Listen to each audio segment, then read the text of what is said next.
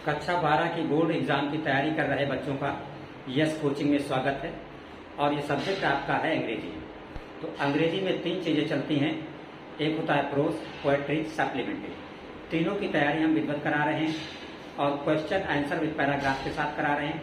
आपको complete syllabus हमारी yes coaching channel पर मिलेगा। तो इसके पहले हमने पोएट्री का एक लेसन किया है जिसका कि नाम था माई मदर एट 66। जिन्होंने अभी तक नहीं देखा है, हम इसमें उसका लिंक देंगे, आप क्लिक करके वहां से देख सकते हैं। तो पोएट्री में एक सेंट्रल आइडिया आता है 4 नंबर का और एक पैराग्राफ आता है 6 नंबर का। 6, 4, 10 नंबर का पोएट्री से आपका सिलेबस आता है। ठीक है, आज हमने जो लेसन सिलेक्ट किया है वो प्रोज का पहला लेसन है जिसका कि नाम है द लास्ट लेसन। अब बोर्ड एग्जाम के लिए आपको तैयार क्या करना है, इससे प्रोज से सिर्फ 60 क्वेश्चन आते हैं। और कितने 60 क्वेश्चन आते हैं? 2 60 क्वेश्चन आते हैं। और ये कितने नंबर के होते हैं? हर क्वेश्चन 4 अंक का होता है, तो 4, 4, 8। 2 60 क्वेश्चन आपको करने होंगे और आपको 8 नंबर मिल जाएंगे। और एक होता है आपका लॉन्ग क्वेश्चन और ये होता है 7 अंक का, 7 नंबर का। तो 8, 7, 15। इसका मतलब प्रोज से कुल 15 अंक के प्रश्न आते हैं। ध्यान दीजिए, इंग्लिश कक्षा 12 में प्रोज से सिर्फ 15 अंक के प्रश्न पूछे जाते हैं, जिसमें 4 नंबर के 2 60 क्वेश्चन होते हैं और एक 7 नंबर का 7 मार्क्स का लॉन्ग क्वेश्चन आता है। तो इसलिए हमारा फोकस होगा सिर्फ 60 क्वेश्चन और लॉन्ग क्वेश्चन पर। ये क्वेश्चन हमने इतने बेहतरीन तरीके से सिलेक्ट किए हैं कि मोस्ट रिपीटेड हैं, मोस्ट इंपॉर्टेंट हैं, पिछले बोर्ड एग्जाम में भी पूछे गए हैं।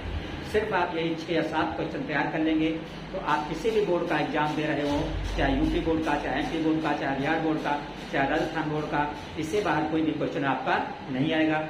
और इसके अलावा जो बच्चे नोट्स तैयार नहीं कर सकते हैं, तो हम सितंबर मंथ में अपना पूरा इंग्लिश का नोट्स जारी करेंगे। मोटा नोट्स नहीं होगा, बिल्कुल पतला नोट्स होगा, जिसमें प्रोज, पोएट्री, सप्लीमेंट्री सिर्फ 3 पार्ट होंगे। ठीक है, तो उस नोट्स को लेने के लिए आप हमसे कांटेक्ट करेंगे। हमारा फ़ोन नंबर रहेगा उसका 9936824742। इस नंबर पे कॉल करके आप सितंबर के फर्स्ट वीक में ही हमसे नोट्स प्राप्त कर सकते हैं। हम लिंक भी देंगे, आप वहां से परचेज करेंगे। नोट्स की कीमत बहुत कम होगी, सिर्फ हमने नोट की कीमत रखी है 100 रुपीज़। तो लेसन से जैसा कि हमने बताया सिर्फ 60 क्वेश्चन लॉन्ग क्वेश्चन रहेंगे और कुछ भी नहीं रहेगा, लेकिन फिर भी हम हल्का सा समरी बता दे रहे हैं ताकि समरी सुन के आपको ऐसा लगेगा कि स्टोरी में क्या है। तो जैसा कि नाम है लेसन का द लास्ट लेसन। लास्ट का मतलब अंतिम, अंतिम पार्ट। लास्ट लेसन, अंतिम पार्ट। तो ये कहानी है एक टीचर और मेनली मुख्य रूप से एक स्टूडेंट के बीच। टीचर का नाम होता है एम हैमेल और स्टूडेंट का नाम होता है फ्रेंच। फ्रेंच पढ़ने के प्रति बहुत ही लापरवाह होता है और ये घटना है फ्रांस की, जहाँ पे फ्रांसीसी भाषा पढ़ाई जाती है। फ्रेंच ठीक से स्कूल भी नहीं जाता है और अपनी पढ़ाई पर भी ध्यान नहीं देता है, फ्रांसीसी भाषा को भी ठीक से नहीं देता है। और वहाँ पे चूंकि काफ़ी पुराने समय की बात है, तो जब भी कोई सूचना आती थी तो आजकल जैसे न्यूज़पेपर नहीं होते थे, टीवी नहीं होते थे, कस्बे में एक बोर्ड लगा हुआ था जिस पर वो नोटिस चिपका दी जाती थी और सभी गाँव के लोग, कस्बे के लोग और उस रास्ते से निकलने वाले लोग उस बोर्ड को देख के सूचना पढ़ लेते थे। तो अचानक एक दिन होता क्या है कि फ्रांस पे कब्जा हो जाता है बर्लिन का। बर्लिन से आदेश आता है कि आज से, इस डेट से इन सभी स्कूलों में फ्रांस की भाषा नहीं पढ़ाई जाएगी, बर्लिन की भाषा पढ़ाई जाएगी। ठीक है, मीन्स जर्मनी पढ़ाई जाएगी। ये सुन के जो टीचर एम हैमेल होता है उसे बहुत दुख होता है, क्योंकि टीचर को अपनी मातृभाषा फ्रांसीसी से, फ्रेंच भाषा से बहुत लगाव था। वो बहुत दुखी होता है और वो अपनी अंतिम क्लास बुलाता है ये सोचकर कि आज के बाद हमें इस स्कूल में नहीं पढ़ाना है, इस्तीफा देके चला जाना है। तो गांव के सभी लोग इकट्ठे होते हैं, सभी बच्चे इकट्ठे होते हैं और फ्रेंच भी पहुंचता है। लेकिन फ्रेंच जो स्टूडेंट है, जैसा कि उसकी लेट लतीफ़ी की आदत होती है, वो काफ़ी बाद में पहुंचता है। लेकिन उस दिन टीचर उसे नहीं डांटता है। टीचर बताता है कि बर्लिन से आदेश आया है कि हमें जर्मन की भाषा आपको पढ़ानी होगी, इसलिए ये हमारा अंतिम दिन है, हम आज से अपना इस्तीफा दे देंगे और स्कूल में रहने का मेरा कोई फ़ायदा नहीं रह जाता। वो गांव वालों से कहता है कि अगर आपके बच्चे फ्रेंच भाषा ठीक से नहीं सीख पाए तो इसमें आपकी भी गलती है, और टीचर खुद को कहता है कि मेरी भी गलती है। कहता है कि आपकी गलती इसलिए है क्योंकि आप पैसे की कमाने की वजह से अपने बच्चों को काम पे भेजते थे, फर्मों पे काम करने भेजते थे ताकि वो कुछ पैसा कमा के आपको दें। कहा मेरी गलती ये है कि पढ़ाने के वक्त मैं बच्चों से गार्डन में पानी डलवाता था या मैं फिश मारने जाता था तो बच्चों को साथ लेके चला जाता था, तो इसलिए प्रॉपर बच्चों पे न ध्यान आप दे पाए न बच्चों पे ध्यान हम दे पाए। लेकिन एम हैमिल कहता है, जो टीचर है वो कहता है कि हमारी आपसे रिक्वेस्ट है कि अपनी मातृभाषा को आप दिलों में सजो के रखें और इसको बनाए रखें, क्योंकि मातृभाषा से बड़ी कोई चीज़ नहीं होती। तो ये थी इसकी समरी। हालांकि समरी बोर्ड के एग्जाम में पूछी नहीं जाती। अब हम देखते हैं इसके मोस्ट इंपॉर्टेंट शॉर्ट क्वेश्चन और लॉन्ग क्वेश्चन।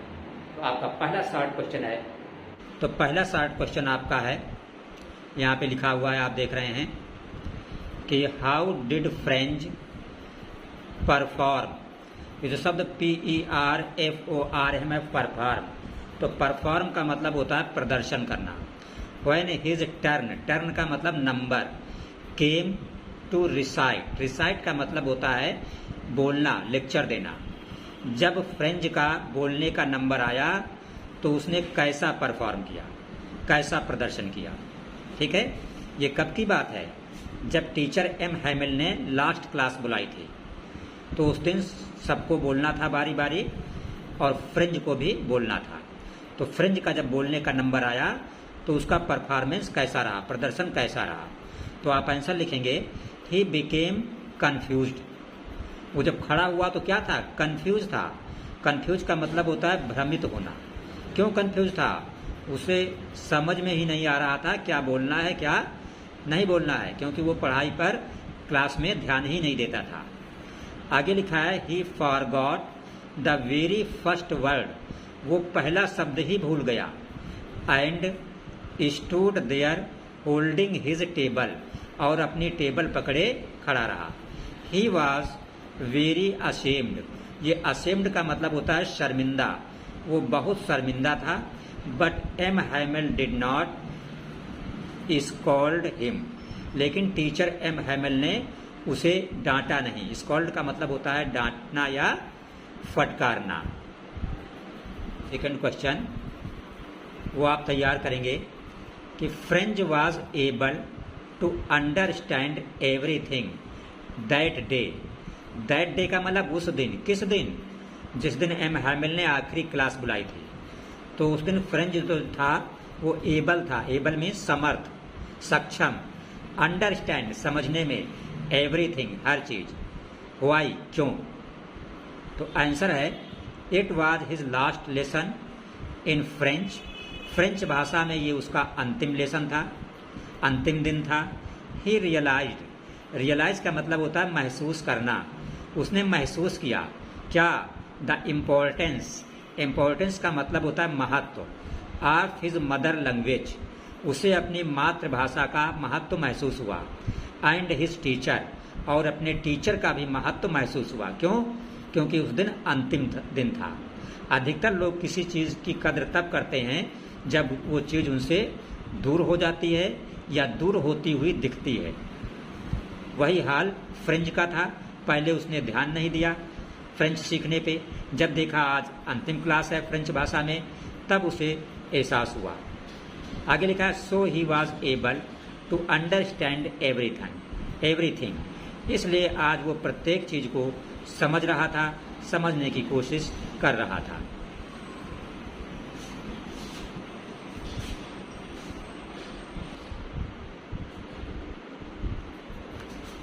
ये हमने आपके लिए क्वेश्चन नंबर 3 सिलेक्ट किया है। ये जो 2 लिखा है, 2 का मतलब है ये सेकंड पेज है, क्योंकि पहले पेज पर क्वेश्चन नंबर 1 और 2 था, दूसरे पेज पर क्वेश्चन नंबर 3 है।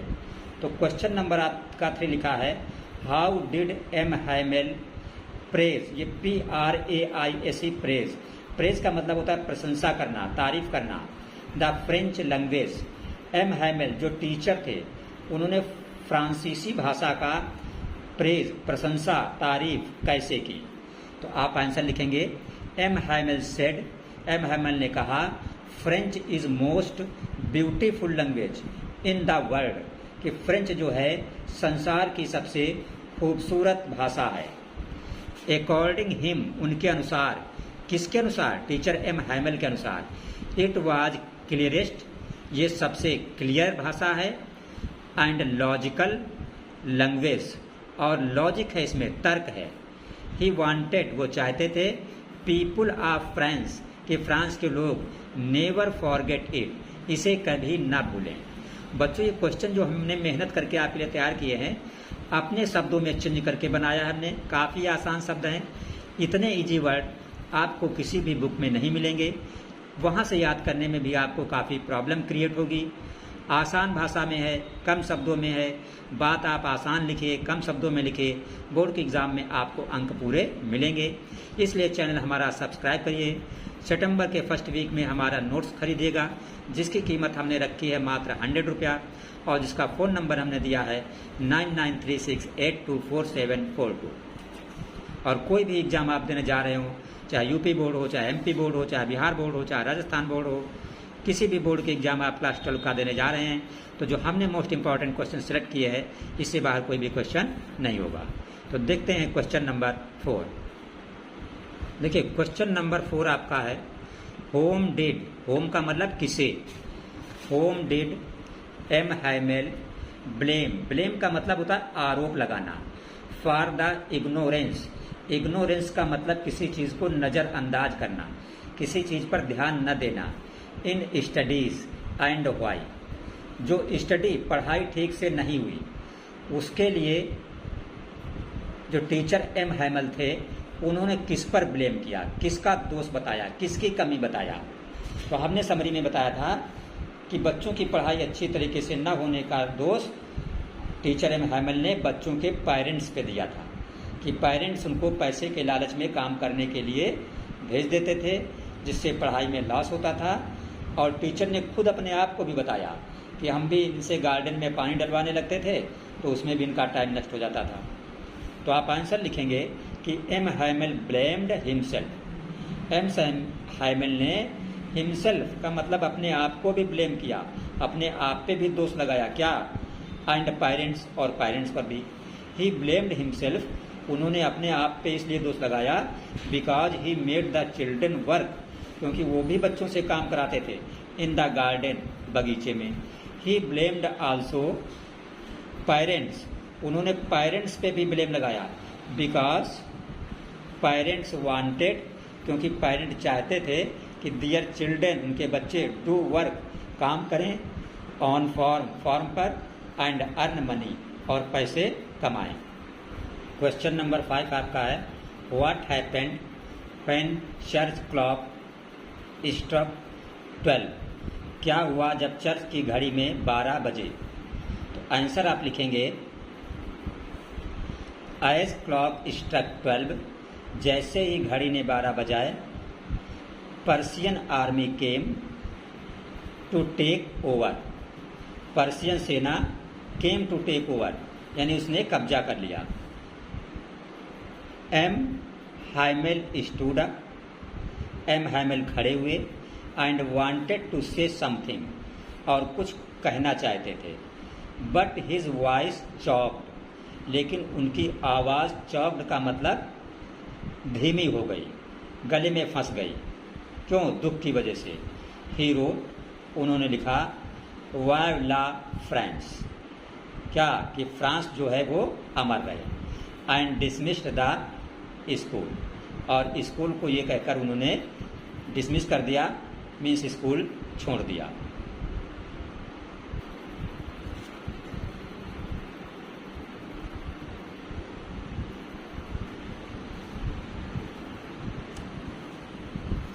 क्वेश्चन नंबर 6 आपका है कि what did M Hamel write on the black board, black board पर एम हैमल ने क्या लिखा। तो आंसर आप लिखेंगे, M Hamel wrote vive la France, M Hamel ने लिखा कि फ्रांस अमर रहे, ऑन द बोर्ड, बोर्ड पर। It means long live France, यानी फ्रांस लंबे समय तक कामयाब रहे। It shows love for country, ये शब्द देश के प्रति उनके प्यार को प्रदर्शित करता है, दिखाता है। लास्ट क्वेश्चन नंबर 7 आपका है कि how did France feeling about M Hamel and school change. आखिरी कक्षा वाले दिन जो आखिरी क्लास चल रही थी उसमें फ्रेंच ने कैसा महसूस किया, एम हैमेल के व्यवहार के प्रति और स्कूल में दिख रहे बदलाव के प्रति जो स्टूडेंट फ्रेंच था उसने कैसा महसूस किया। तो आंसर आप लिखेंगे कि French feelings change about M Hamel and school. French की जो सोच थी वो एम हैमेल के विषय में जो उसका टीचर था और स्कूल के विषय में चेंज हो गई। French liked M Hamel, French को एम हैमेल अच्छे लगे because he did not give up his friends and school, क्योंकि फ्रेंच जो है ना तो अपने फ्रेंड को छोड़ना चाहता था और ना ही स्कूल को छोड़ना चाहता था। तो बच्चों ये थे आपके मोस्ट इम्पॉर्टेंट 7 क्वेश्चन, और जो भी बोर्ड एग्जाम में आपके क्वेश्चन आएगा वो पक्का इन्हीं 7 में से कोई ना कोई आएगा, इसलिए आप इन्हीं से तैयार कर लीजिए। और फिर जैसा हमने बताया सितंबर के फर्स्ट वीक में हमारा नोट्स आएगा जिसका लिंक हम देंगे अपने इस कोचिंग चैनल पे। आप वहां से 100 रुपीज़ में परचेज कर सकते हैं कॉल करके 9936824742 पर।